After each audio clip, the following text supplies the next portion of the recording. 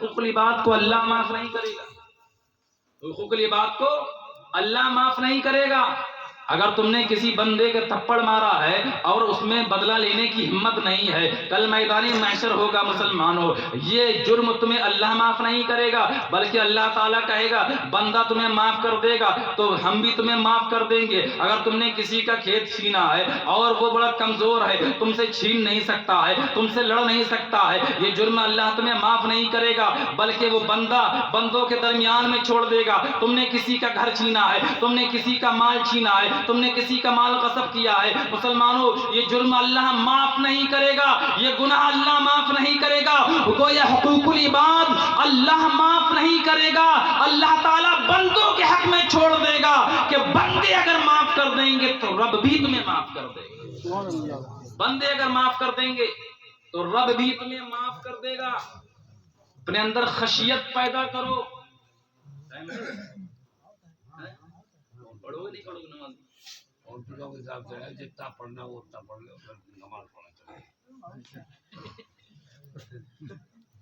آئیے ذرا حقوق العباد کی ایک مثال دیتا ہوں۔ خلیفہ ہارون رشید کا زمانہ ہے، خلیفہ ہارون رشید کا زمانہ ہے۔ خلیفہ ہارون رشید نے اپنے نوکروں کو حکم دیا کہ حویلی بنائی جائے، اپنے نوکروں کو حکم دیا کہ حویلی بنائی جائے۔ ان کے نوکر لگ گئے محل بنانے میں، حویلی بنانے میں لگ گئے۔ جب محل بننے لگا، محل بنتے بنتے 10 منٹ پہ بیٹھے، آپ لوگ بیٹھے رہیے، محل بننے لگا، محل بنتے بنتے دیکھیے ایک بوڑھی خاتون ہے، ایک بوڑھی خاتون کا مکان محل کی ضد میں آ جاتا ہے، بوڑھی خاتون کا مکان محل کی ضد میں آ جاتا ہے۔ سپاہیوں نے کہا اے مائی خلیفہ کا محل بن رہا ہے، اپنا مکان بیچ دو، خلیفہ تمہیں اس کی قیمت دے دے گا۔ لیکن مائی نے کہا نہیں، یہ میرا مکان ہے، ہم بیچنا نہیں چاہتے ہیں۔ مسلمانوں دیکھیے سپاہی خلیفہ ہارون رشید کے پاس جاتے ہیں، خلیفہ ہارون رشید سے کہتے ہیں محل تو تیار ہونے والا ہے، لیکن ایک بوڑھی خاتون ہے جس کا گھر محل کی ضد میں آ رہا ہے، جس کا گھر محل کی اڑچن میں آ رہا ہے، اس کا گھر خریدنا بہت ضروری ہے اور وہ بیچنا نہیں چاہتی ہے۔ مسلمانوں ذرا دیکھیے خلیفہ ہارون رشید نے کہا اسے دگنی قیمت دے دی جائے۔ خلیفہ ہارون رشید نے سپاہیوں سے کہا کہ دگنی قیمت دے دی جائے اور وہ جگہ اس سے لے لی جائے، اس سے کہنا اپنی جگہ دوسری جگہ لے کر کے مکان بنا لو اور یہ زمین خلیفہ کو دے دو، کیونکہ یہ خلیفہ کے محل کے ضد میں آ رہی ہے۔ بوڑھی خاتون کے پاس سپاہی آتے ہیں اور کہتے ہیں خلیفہ وقت نے یہ خبر بھیجی ہے کہ اپنا مکان بیچ دو، اگر قیمت کے عوض نہیں بیچتی ہو بلکہ دگنی قیمت کے عوض بیچ دو اور دگنی قیمت لے لو، یہ زمین دے دو۔ یہ آپ کی زمین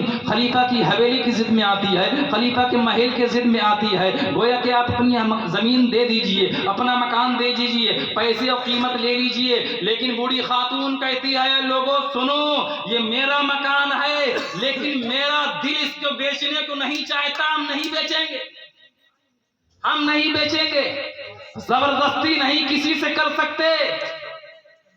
اٹھاؤ تاریخ کی کتابیں، زبردستی کسی سے نہیں کر سکتے۔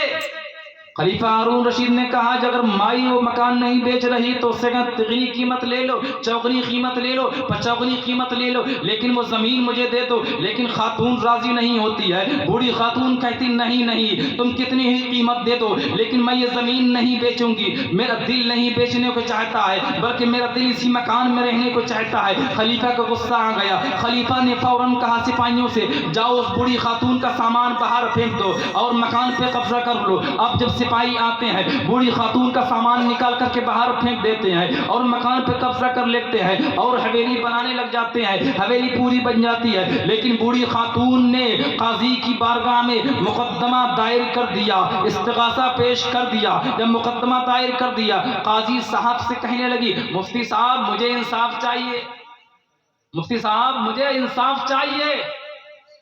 خلیفاؤں کے دربار میں وقت کے مفتی رہا کرتے جو شریعت کے فیصلے کیا کرتے تھے۔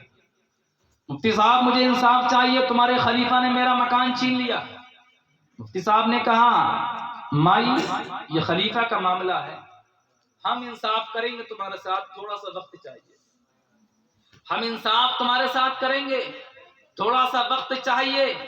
माई ने कहा ठीक वक्त कितना ही लग जाए लेकिन मुझे इंसाफ चाहिए, खलीफा का मामला हो चाहे किसी का मामला हो, मकान मेरा था, जमीन मेरी थी, मेरा दिल बेचने को नहीं चाहता था लेकिन तुम्हारे खलीफा ने मेरा सामान फेंकवा दिया, मेरे जानवर खुलवा दिए, मुझे घर से बेघर कर दिया, जमीन पे कब्जा कर लिया। वक्त के मुफ्ती साहब, वक्त के काजी साहब ने कहा अय माई, अय बूढ़ी खातून, मैं तुम्हारे साथ इंसाफ करूंगा लेकिन मुझे थोड़ा सा वक्त चाहिए। एक वक्त गुजर जाता है, एक मुद्दत गुजरती गुजरते चली जाती है। खलीफा हारून रशीद ने काजी साहब से कहा, मुफ्ती साहब से कहा हुजूर चलिए हम शिकार करने चल रहे हैं, लेकिन काजी साहब ने कहा थोड़ा ठहरिए, मैं अभी घर होकर के आता हूँ। काजी साहब अभी घर से वापस नहीं आए हैं, गोया कि कुछ चीजें इकट्ठी करने लगे हैं, लेकिन काजी साहब को दोबारा बुलवाया, काजी साहब अभी नहीं लौटे, कहा हुजूर मैं आने वाला हूँ, रुक जाओ थोड़ा भी चलते हैं। आप काजी साहब ने एक बोरा लिया, बोरा लेने के बाद जब खलीफा के पास आते हैं, कहा खलीफा ने कहा हुजूर हम शिकार को चल रहे हैं लेकिन ये बोरा लेकर के आप कहाँ जा रहे हैं? कहा आपको मसला बाद में समझ में आ जाएगा लेकिन अभी मुझे चलने दीजिए। कहा ठीक है चलिए। जब खलीफा जब जंगल में चले गए, चले जाने के बाद खलीफा शिकार करने लगे, शिकार कर लिया लेकिन खलीफा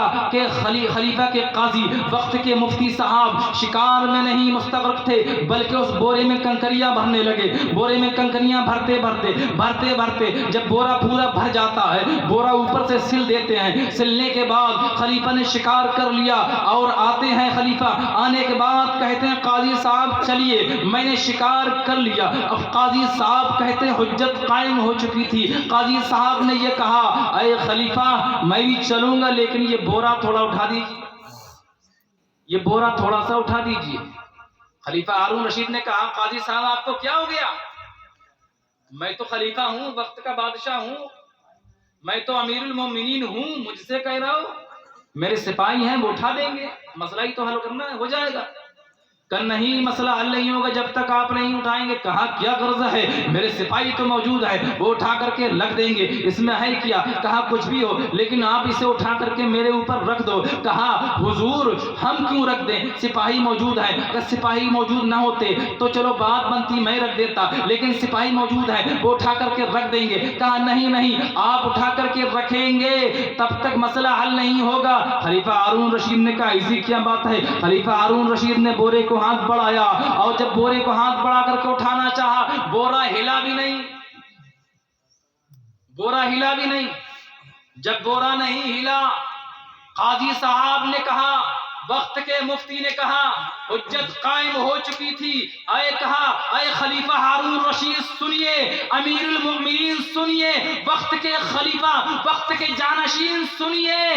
बात यह है अगर कोई शख्स किसी की जमीन पे कब्जा करेगा तो मुसलमानों देखिए, मुस्लिम शरीफ की हदीस है, अल्लाह ताला एक जमीन नहीं, दो जमीन नहीं, तीन जमीन नहीं, चार जमीन नहीं, पांच नहीं, छह नहीं, बल्कि जमीन के सातों तबक खोद करके उसके गले में लटका देगा और मैदान महशर में उसे रुस्वा होने देगा। मुसलमानों, खलीफा हारून रशीद के काजी ने कहा अय खलीफा, मुस्लिम शरीफ की हदीस है, अल्लाह ताला 7 तबक जमीन खोद करके, उतनी जमीन खोद करके उस कब्जा करने वाले के गले में लटका देगा। कहा खलीफा तुमसे आज ये बोरा नहीं उठ रहा है, कल उस जमीन का वजन कैसे